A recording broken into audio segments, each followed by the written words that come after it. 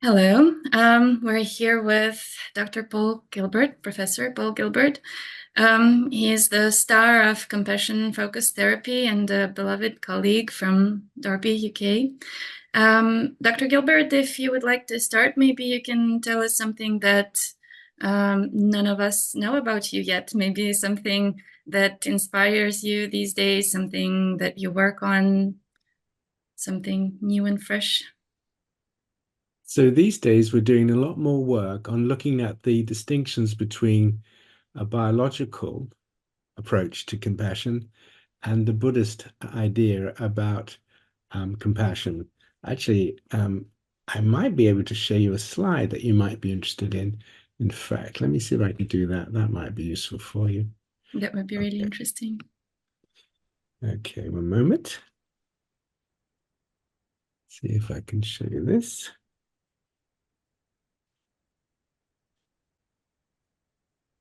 Okay, can you see that? Yes, it's here. Okay, so this is something I'm interested. Can you see this diagram? Yes. Okay, so this is something I'm interested in because when we look at evolution and how the brain came to be the brain, people look at it from the point of view that consciousness is created by the brain. It's very complicated in terms of how the neurons work, but basically consciousness is generated by the brain. And then with our evolution, we developed or we evolved self-consciousness. But again, it's all generated by the brain. And if you change some of the brain chemistry, then you change the experience of consciousness. However, in the philosophical traditions of the contemplative traditions, such as Buddhism, they put it the other way around. They Wow. say consciousness, the nature of consciousness itself, is called the ground of all being. And consciousness is like a form of energy. And consciousness is empty of any form.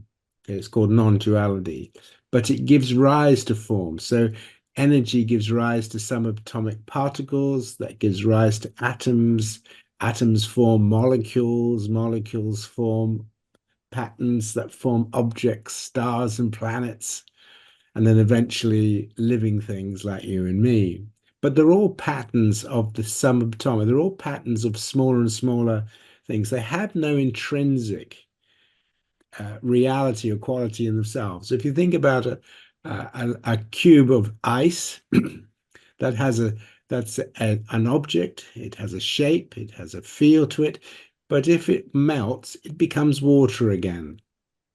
So this is the idea in the Buddhist position that all things are simply patterns of small things, subatomic particles, atoms, molecules, and that they come into existence, they become a form, and then they fade away. And therefore, the laws of the universe determine what will come into existence and what will go out. Now, this is important because from the Buddhist point of view, if we learn to still the mind, sit quietly and become mindful and aware, we can gradually begin to experience levels of conscious awareness. And conscious awareness is when we become conscious of consciousness itself. And when we become aware of consciousness itself, then we have a very different experience of the nature of the self. We no longer see ourselves as a separate and individual. We see ourselves as actually part of consciousness. Now, that's important because that is a very different view to the idea that consciousness is created by biology. This is consciousness actually creates biology, or at least it creates atoms and molecules which go on to become DNA and so on and so on. So that's very interesting. And what's also very interesting with it is that when people have transcendental experience, when they begin to experience this level of consciousness itself, they lose the sense of an individual self. So this is a very nice paper called The Varieties of Self-Transcendent Experience. And these are some of the ways that people describe having this experience of consciousness. I felt myself one with the trees. This is from William James, who had an experience of transcendental consciousness. And he says, I felt myself one with the grass, the trees, birds, insects, everything in nature.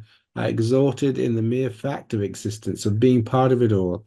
I knew so well the satisfaction of losing self in the perception of supreme love and power. Now, that is a very different type of love than the love that we think of in every day. You know, I love you, you love me. It's not that kind of love. It's a very different kind of love. And Alan Watts says, I lost the boundary to my physical body. I had my skin, of course, but I felt I was standing at the center of the cosmos. And then Jill Taylor, who was a neurologist and had a stroke on the left side of her brain, had an experience of simply experience the energies around her. I could no longer clearly discern the physical boundaries of where I began and where I ended. I sensed the composition of my being as that of a fluid rather than that of a solid. I no longer perceive myself as a whole object separate from everything. So in the Buddhist tradition, then, the concept of moving into this experience of non-duality, this experience of being part of consciousness, this is a very different way of understanding the nature of mind, and it's a very different way of understanding the nature of compassion, because in the biological position, compassion arises from physiological systems like oxytocin and so forth.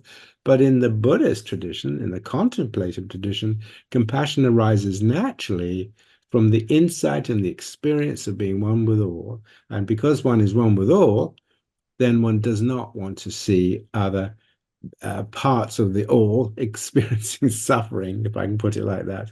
So you naturally become compassionate because everything is part of you and you're part of everything.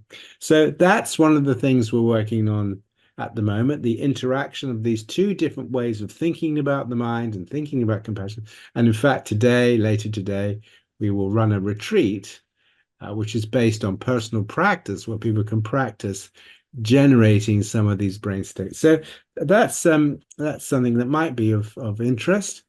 That's some of the new stuff that we're doing at the moment. And of course, there's a lot of physicists now who are beginning to understand that the nature of the universe, nature of physics, is much stranger than we thought. Quantum mechanics and so on and so on. Oh, So, yes. you know, there are a number of physicists who are now coming around to the fact that consciousness is the ground of all being. Yeah, And it's sounds where, revolutionary. it's very interesting, very interesting. And we've published some papers on it, which I can send you, and you can send to your viewers if you want. So we published on it, and they can read it. But Thank you. that's the new thing. That's what's excites me now. Yes, well, it does sound really exciting, and it sounds like it questions the basis of CFT. It was hugely based on evolutionary theory and neurobiology, and now does it mean that the whole therapy model might shift more to contemplative worldview and the nature of consciousness? No, because they're both useful. Both the biological and the are both useful, because you also have to create brain states. You have to create a brain with mindfulness and settling the mind in order to have these experiences. But most people won't, because it takes quite a lot to generate them. So we have to work with the biology. We have to help people to settle their biological mind so they're not aggressive or anxious Sure. or whatever. So the biological stuff is still important. Yes, well, such a relief to know this. Yes, yes. No, um, we do. My area is in the biology.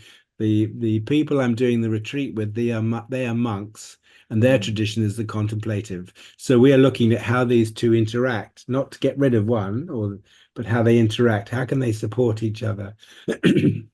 yes, integration is the key to Yeah, finding something true. yeah, yeah, Yeah. Thank you for sharing. Sounds really exciting. Looking forward to reading the article. It would be an amazing gift for our community. yeah, yeah. Thank you.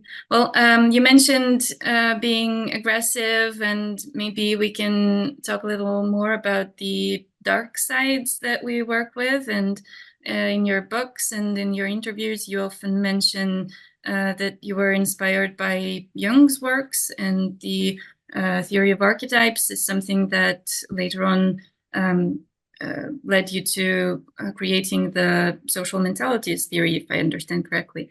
So maybe you can comment on the shadow archetype or the dark sides of our souls. How can we show compassion to them, or how do we change people's behavior or our own behavior, which is not very compassionate from the social mentalities point of view? Yeah, so we have to understand that we are evolved from primates, okay, basically. And primates are pretty nasty to each other. Baboons in particular, if you know Robert Sapolsky's work on baboons are pretty aggressive to each other. And one of the biggest reasons for baboon mortality is being attacked by other baboons. Status is the key thing in baboon society. And this is hierarchy in ranks, which is based on aggression. So you get to be in positions of power because you can frighten all the other monkeys below you. But your reign doesn't last too long because there's always a younger, stronger one coming up to depose you. So humans have that capacity, right? But then about 2 million years ago, whenever, we began to, the subordinates began to evolve ways of working together to form alliances and gang up against dominant individuals. So rather than dominant individuals dominating the group, these groups of subordinate alliances, a number of individuals grouping together to then stop the dominant from behaving aggressively and so forth. And that gradually, there's a wonderful book by Christopher Bowen called Hierarchy in the Forest, if you want to read this. And it talks about how we change from being this hierarchical, aggressive primate into a much more care and share species, because as we became hunter-gatherers, the dominating and threatening was not as advantageous as caring and sharing. In small hunter-gatherer groups, caring and sharing, so I care for you, you care for me, we share. Our survival would be much better with caring and sharing. And so we evolved a brain quite rapidly, actually. It was very quick, particularly in the frontal cortex, which allowed us to have empathy and capacities and motivation to be caring and sharing to all kinds of individuals within our group. So that's great. And we have that potential. Fantastic. However, that's quite recently evolved and it's very fragile. It works pretty well in small groups where everybody knows each other and that you can form a relationship with each other. It doesn't work so well in big groups. And so what happened was, caring and sharing evolved our ability to be intelligent. We became able to understand how things work and systems. Instead of eating the seeds, we started planting the seeds. Instead of hunting the animals, we captured them and farmed them. And this allowed us then to become much more successful. So we were able to survive better, and our groups grew and grew. But the problem was, as the groups got bigger, so the issue of dominant male aggression became active again. So individuals then started to get a bigger share of the wealth that the group had created. And so dominant hierarchies re-emerged with agriculture, but this time, not just dominant hierarchies, aggressive males, but intelligent aggressive males. And so the rest, as they say, is history. And if you look at the last 5 or 10,000 years, whether you look at the Assyrians or the Egyptians or the Vikings or whatever, Romans, whoever you want to look at, they're all hierarchical societies, all with dominant aggressive males. All are very warlike. Most of them are very warlike. And so what's happened is our capacity for being caring and sharing to each other has got taken over by the fact we've been very successful at creating wealth. But in doing that, we've reintroduced this aggressive competition. And humans now are one of the most vicious, nasty species that have ever existed. I mean, if you think about our wars, think about the tortures that we do, we spend trillions and trillions and trillions on weapons to kill and maim each other. You think about what's going on and around the world and so on and so on. So humans are nasty. Think of slavery. Think of the way women have been treated through history, the slavery and so on and so on. So humans are nasty. We're a nasty, nasty species. But we also have this other side to us, which evolved with hunter-gatherers, which is the capacity to be empathic and take an interest in the well-being of others. And so it's there. The question is, how do you stimulate it? How do you facilitate it? So that's one of the things we are interested in is not only how do you generate that within yourself, but how do you generate that within communities? How do you have compassion politics? How do you have compassionate leaders? Because a lot of leaders in the world at the moment are not compassionate. They're aggressive Oh, males. yes. So we need to find ways in which we can understand the psychology and the biology of compassion in order to think about how we are going to create compassionate societies and compassionate politics and compassionate schools and compassionate businesses. These are all, with all of them, that all have the focus on not to cause suffering, how not Yeah. to generate suffering. Oh, But a lot yes. of leaders have the opposite view. They want to cause suffering because they want to go to war or whatever it is. So that's not so good. Yeah, that really sounds not reasonable. And this was actually one of the questions that I wanted to discuss with you, working with people who are in control, people with power, people who are parts of the hierarchical structures all over the world. Do you think CFT has any potential in changing things on a more global, systematic level rather than working only with individual discomfort within therapy? Yeah, it's not so much CFT is one of a group of approaches. There are many other approaches where moral behavior, compassionate behavior is on the agenda, whether it's in politics or whatever. How do you have a compassionate school? I mean, things have got better. I mean, in the last 300 to 400 years, we've got rid of slavery in the West.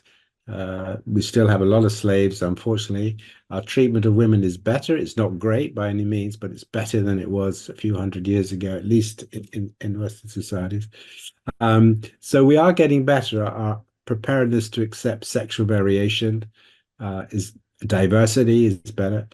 We have a long way to go, but I think it is important because people can easily lose hope when they see the world as it is. It is important that although there's been some terrible things happening, there's also been some fantastic things happening as well. If you think about what happened uh, when we had COVID and people rushed in to try to be helpful, and many, many people risked their lives, doctors and nurses and ordinary people risked their lives to help others. So we know that humans can, given the context, and particularly if we can get individuals working together to pursue compassionate intention, then we can make changes. So that's the key thing of how we get communities and individuals to understand what compassion is and how we can pursue it. We have a problem though, because there's been a group of individuals who now talk about compassion and love. This is not helpful. It's really not helpful because love in the Western dictionary means to like, to want to be with, I love you, you love me, I love my pizzas, I love my holidays, blah, blah, blah, blah, blah. I remember in one of your earlier interviews, you used love with a very particular pronunciation, like love, and it's not the kind of love that we are working on here. That's right, that's it. So when the Buddhists talk about love, they're not talking about that. They're talking about a profound sense of interconnectedness of all things, right? Which Right. gives a sense of awe, a sense of joyfulness, a sense of safeness. There's some very interesting research now on the experiences of these states. Now, we've done some interviews with people who've had these experiences, and they say love is the only way you can describe it, but it's not love. But there is no other word you can use because it's this joyful sense of being connected to everybody and everybody connects you. But it's not the same as the Western view of love. So you don't need to like people to be compassionate.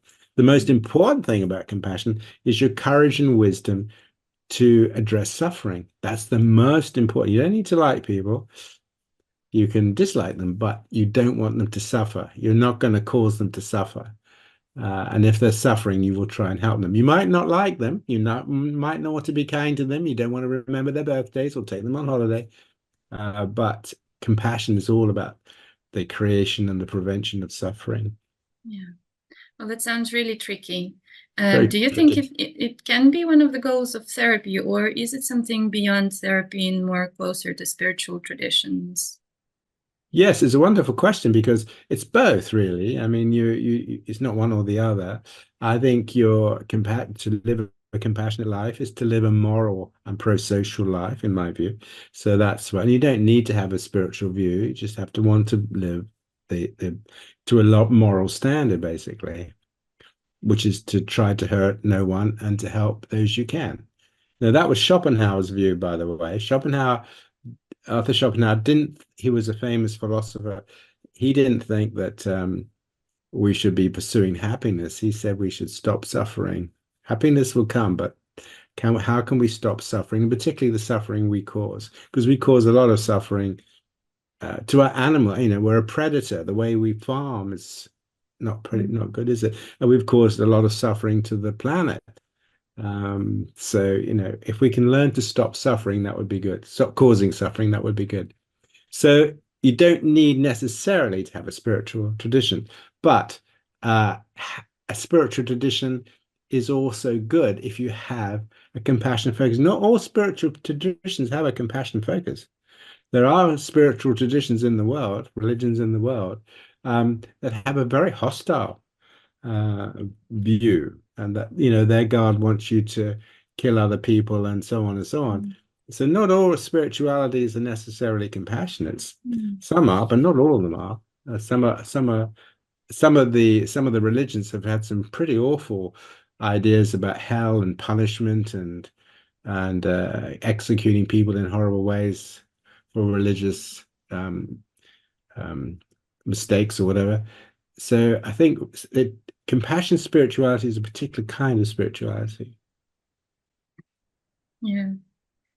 I like how you smile when you talk about it. It's something that obviously inspires you, and it's so great to talk about this with you. Yeah. If we step back a little bit and go back to therapy, I wanted to clarify with you. You mentioned not pursuing happiness, which is one of the key points of acceptance and commitment therapy, for example. And here in Russia, there are many specialists who combine compassion-focused therapy with acceptance and commitment therapy. And maybe you can comment if, in your opinion, this is a good combination. Are they similar or different from your point of view?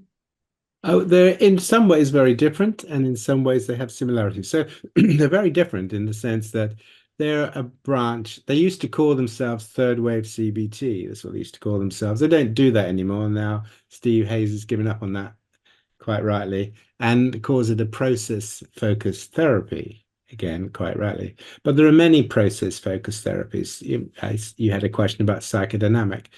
Now, CFT is basically a science-based model. It's not really a specific model. Everything in CFT you will find in a standard psychology textbook. So what I discovered when I came in to do therapy and started to learn CBT, I love CBT, was that these therapies, they all forget their basic psychology, right? So when I learned psychology, I learned there are things called motives. And that motives linked to emotions. Without a motive, you don't have an emotion, do you, really? I mean, if you're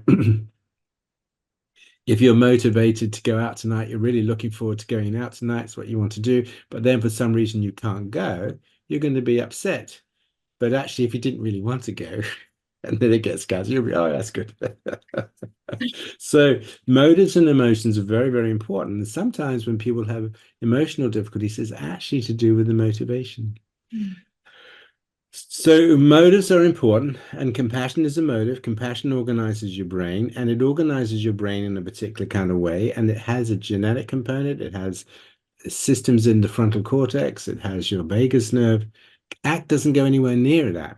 Doesn't go anywhere into this compassion motivational system and how compassion motivational systems change the way you think, change the way you motivate it, because they're a cognitive, they're not working the body as such. And then, of course, when it comes to the cognitive processes, we argue that there are three basic cognitive processes which have evolved. One obviously is reasoning and the use of language, relational frame theory, all of that stuff. Very, very interesting, very important. And that's what CBT focuses on. How do you reason? How do you attribute things? How do you see causality? How do you make predictions? So that's great. That's very important. And that changes how motives and emotions work. Okay, so you might be motivated to do something, but then you think, no, that's not such a good idea. Actually, if I do that, that's going to get me. So you can use your reasoning mind to help you decide if a motivation is like to be helpful or unhelpful, and so on and so on. So that's one point. Then the other, the second quality of humanity, of human cognition, actually, is empathy, and sometimes it's called mentalizing. And we have a capacity for understanding the minds of others because we understand that other minds have the same kind of minds we have. In other words, other minds do things because they're motivated, because they have feelings, because they have beliefs. So we can understand the nature of mind in the mind of another. Now, that's quite phenomenal. As far as we know, no other animal can do that anything like what humans could do. They can do it a bit. They can obviously read intentionality, aggression, and so on. But humans have this amazing capacity for empathic awareness. And that's incredible. And that leads to knowing awareness. So, for example, lions clearly intend to hunt and kill their prey, but they don't do it knowingly. They don't do it empathically, certainly not empathically. They can't suddenly think, you know what? All this killing, it's very, very cruel. I think I'm going to become a vegetarian now. I'm going to start the Vegetarian Lion Society, the VLS. No, it can't. They don't have that capacity for knowing awareness. But humans do, and therefore this is very important. And this is very important for compassion. Reasoning is important for compassion, but empathic reasoning is very important for compassion because it means you're able to be sensitive to the feelings and the needs of others. Okay. Now, ACT doesn't push that particularly.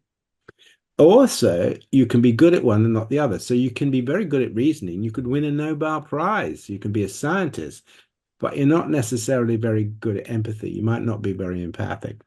So they are separate psychologies and they operate in the brain separately and you train them separately. Again, ACT doesn't do that. Then the third one is mindfulness, which is we are conscious of being conscious. And as far as we know, we're the only species that is conscious of being conscious. And that means we can become mindful. So actors use those ideas, which change its called self as context in ACT. But it's the same basic principle, and that therefore we can learn to pay attention to what's going on in our minds. We can track it. We can see, oh, this is a thought, this is a feeling, this is this, whatever it is, and then we can override it. I get anxious, but I'm still going to act. I'm going to follow my values rather than follow what's going on in, my anxiety. So, when you learn to drive, when you first get into a car, you're very anxious. Oh, yes. But you really want to learn. So you follow your values, not your body. Now, sometimes it's better to follow your body than your values, but that's an example. And so I act very keen that people have values and they commit and they live to their values. So we agree with that. But we would say that compassion values have a particular physiological profile and they will reorganize your mind and reorganize your body. So there's a lot of ACT that we use, but we're a much different model than ACT. Yeah. Does it mean that compassion is something involuntary, something that's just implied in our nature, something that we can't choose not to have, not to experience? No, that's a great question, Daria. So caring, many animals care for their offspring, birds sit on the nest, don't they? Look after their chicks and feed them, bring the worms and all that. Rats look after their pups, and dogs look after their pups, and monkeys look after. So caring behavior is very, very common, and it's the same physiology wherever you look. Wherever you look for caring behavior, you're seeing pretty much the same physiology. Oxytocin is pretty important wherever you see caring behavior. But compassion is more than caring behavior, because compassion is when we have this knowing awareness. We can understand, we can empathize about what's going on for the mind of the other, right? So that means it's not involuntary, like caring can be involuntary. The animals do it out of instincts. But in humans, we have a way of understanding what it is causing somebody to be in suffering. Okay, we can sit and work it out, and we can also work out what's going to be helpful to them. So this is a knowingly use of our intelligence to direct our caring. So it's the same with cruelty, actually. Many animals do things that are very harmful to other animals, predators and so forth, but they don't do it intentionally. They don't intend to cause suffering. Okay, so when sharks go after the seals to eat, they don't eat them to cause suffering. They eat them to eat them, right? Only humans, as far as we know, actually purposely, knowingly do things with the intention of causing that mind to suffer. That's the whole point of torture, isn't it, and all that. But most animals don't do that. They can, snakes and so on can do some pretty bad stuff, but not intentionally. So this intentionality, knowing intentionality that sits with a motivation is crucial. So with compassion, it's knowing intentionality about suffering. With cruelty, it's not, it's how to cause it rather than stop it. Yeah. Well, it's something that remains a mystery, why we still do harm on purpose and how to stop it. And maybe psychodynamic roots of CFT give more answers than CBT on this matter. Would it be fair to say that CFT is more a psychodynamic approach rather than cognitive behavioral? We use a lot of CBT. No, I mean, we're an integrative approach. There's not more than or less than. There are some, for some people with some problems, some of the psychodynamic understandings are really helpful. Okay. Why do people avoid anger, for example? Some people are very frightened of anger. What is the role of the unconscious motivational systems? Now, we know now, there's a lot of evidence that some of our processing is non-conscious. We're not aware of how we arrive at the conclusions that we arrive at. There's a wonderful book called Before You Know It by John Barra. It's called Before You Know It. And it's all of the science and the research on non-conscious processing. Okay. Consciousness is quite late, actually, in the information processing systems. So yes, there are many psychodynamic concepts that actually are very useful. And we use them for sure. But that doesn't make us a psychodynamic therapy as such. We are a science-based therapy that looks at the functions of, the main functions of mind.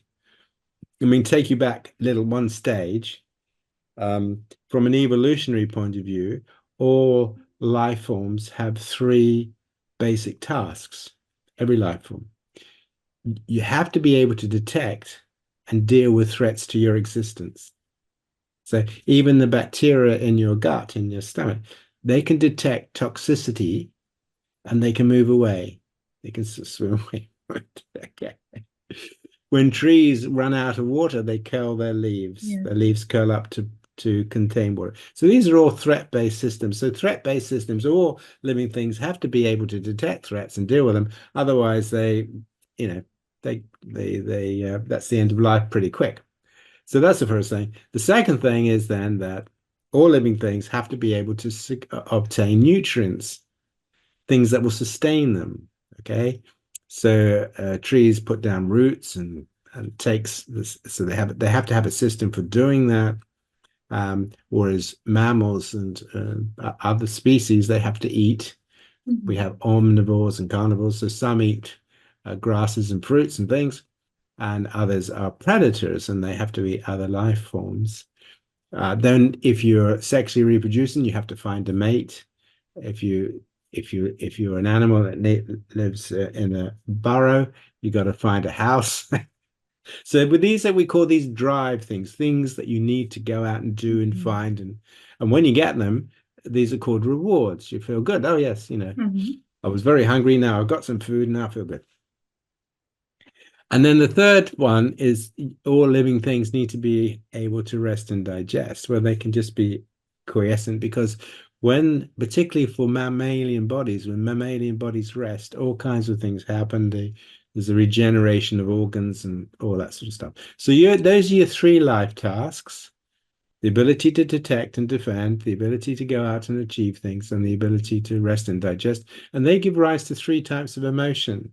Yeah. The magic, the 3-circle model of emotion. So that's where that comes from. So you have threat emotions, anger and anxiety, disgust. You have seeking or drive emotions, joy and reward. And then you have rest and digest emotions, contentment, and so on. So so CFT really is working these physiological systems, these biologically rooted systems, which have also been textured by culture, of course. But that's what we do. And it's not so much the technique or the school that we use, it's how we help people understand what is motivating them, how their emotions work, how they're thinking, and so on and so on. So we help people with the understanding the basic functions of mind. Yeah, that's really a much deeper understanding of the 3-circle model than we're all used to. So we're not only working with self-regulation, but we are actually fulfilling our main life goals by developing the 3 systems. Yes, that's right. So motivation to protect yourself. Now, the thing about it, if you're traumatized, suppose you experience trauma, then all of those are going to be affected, aren't they? Your threat system is going to go up. Your ability to go out and make things happen and do good things, you're going to be much more sensitive to that, much more wary of that. Maybe you don't trust people, so you can't form relationships with them. And your ability to rest and digest will to be calm and at peace and feel safe, that's going to be affected. So the key thing for us then is helping therapists recognize that when you have something like trauma, you're working with all of the systems, not just one, you're working with all of them. Yeah. Thank you. Thank you for sharing such a large-scale view of what we are working with.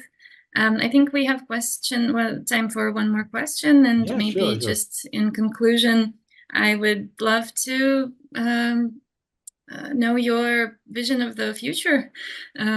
Sometimes people get pessimistic these days when they look at what's happening to the world, to the planet, and the rise of conflicts and polarization in people's opinions. So it's rather easy to feel pessimistic these days, but I don't know, does compassion help you see an alternative? Do you think that there's a way we can transform, and is the evolution of human consciousness on the way? Do we have enough time to save ourselves or save the planet? What's your view on the future? Yeah, it's a wonderful question. I think I wouldn't worry about that. And the reason I wouldn't worry about that is that if you set outcome as the reason for, then it's very easy to get disheartened. So what we do is we say, I don't know, but we're going to try day by day, session by session, training by training. We will try and we hope that it will work, but we're not going to make that. Otherwise, then when we find that we can't achieve it in the speed that we want to, because this is going to take, decades, possibly longer, to get humanity into a more compassionate state. And part of it is how we deal with wealth.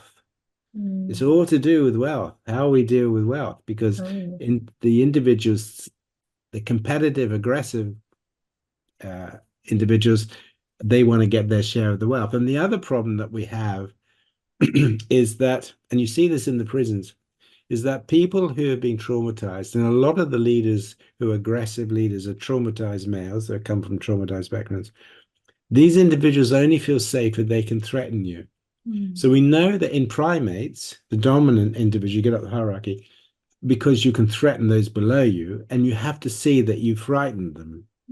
Now, we do a lot of work in the prisons And for aggressive males, that's exactly what they think. If they can't frighten you, then they themselves become frightened. Okay. Only if they can frighten you and they know they can frighten you, uh, do they then feel safe. So it's all about the reputation. And you see this in drug gangs and all, they're all the same. The ability for to make you frightened, then I can control you, then I'm okay. Because I'm not gonna, I don't trust you. So this is a very major issue about how humans begin to feel safe. So that's another issue. And we see it in world politics as well, where country after country after country will build up their weapons of nuclear arms or whatever it is, because they say, I can only feel safe if I know I can threaten you. I can hurt you. If you hurt me, I'll hurt you. But what we know from peace studies is that never works. Not in the long term, it doesn't work. If we look what's happened in Europe, for example, it was the way in which we began to work as an integrated community of countries.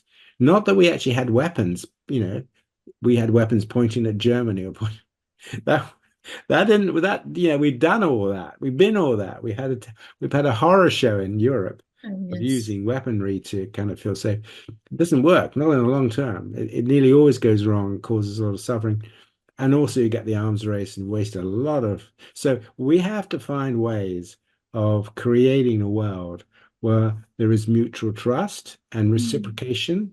And reciprocation also means forms of trade. Trading is very important in the creating interconnections between communities. So there are some wonderful people working in the area of peace, creating peace, that understand these processes. You have to deal with those individuals who don't feel safe unless they can threaten you. You have to deal with those individuals who want the greatest share and they don't care about how much they take. So those are really big challenges. But I think, if we keep going, keep working, keep going, keep working, we're a long way ahead than we were 300 years ago. We get lots of setbacks, of course we do, but no time to be pessimistic. We just got to keep going. Oh, yes, we do. And how does CFT fit into all of this? Well, CFT is really developing the psychology of how do you help people who are on this, tend to have more of the dark side, as you call it. And we've done a lot of work in the prisons. We've published studies now on how we can even change psychopathic traits. The problem that you have with all therapy to some degree is that it's very difficult to work with people who don't want to work to be worked with. All right. So it's not like panic or depression. People don't want panic or depression. But when you're dealing with people who are narcissistic, they're quite happy being narcissistic. Okay. They think it's great. So that's the problem with people have these problematic personalities, but they like having them because they think it gives them an advantage. That's the problem. So, there's a lot of work to do. There's some wonderful minds around the world thinking about these questions. I think the United Nations are just beginning to recognize it needs to sort itself out, that we need to obey the rule of law. That the way the United Nations is set up at the moment is a disaster. So many people are beginning to understand this and working to try to get a more egalitarian, more reasonable form of United Nations. Because at the end of the day, the rule of law is absolutely essential. If people start feeling they can just disobey that come what may, then you get the chaos we've got, I'm afraid. So that's a big issue. And you look at international lawyers, and they're all thinking about how can we get a better international rule of law? How can we protect women's rights? How can we protect ethnic rights? How can we protect the rights of people, the rights of, and so on and so on. So I'm pretty hopeful. I'm very hopeful. I think it's great. We've got a huge job on our hands because we basically have come from very aggressive primates. Primates are very aggressive. They're nasty species. So we have to understand that humans are potentially very nasty. And you certainly can't start the idea, oh, we're all basically good and full of love. No, we're not. Absolutely, we're not. We are to those we love, to our friends and our children and all that. Then, yes, of course, we can be very, very loving. But when it comes to outsiders and individuals who could harm us, then we're definitely not very loving. So anyway, I've talked too much now, so I'll shut up. Well, I'd love to listen to you more and more. And on behalf of the whole Russian psychological community, I'd love to express our gratitude for all the work you've done, for all the practical tools you've given us to help transform our own minds and help support the fragile, loving and caring part that we'd love to see more in this world. I hope it works. Yes, And thank you thank you very for much. sharing And your hope. despite all the problems and everything, the Russian people are great people. So, and they, like everybody else, can generate compassion too. So it's great. Thank you. Thank you for saying that. It was a pleasure to talk to you as always, and thank you once again for agreeing to see me here. And I hope more and more people will get inspired by the ideas of Yes, and compassion-focused therapy. tell them to come to the website. We've got a new set of talks on the website now, a new set of exercises they can listen to. We try and make as much for free as we can. So most of the stuff on there is free. And thank you very much, Daria, for inviting me, because it's good to have an opportunity to talk to your people. Indeed. Thank you. Thank you very much for agreeing for this interview, and hope to see you again. Okay, and I'll send you some papers. Thank you. That would be lovely. Okay, bye-bye. Bye.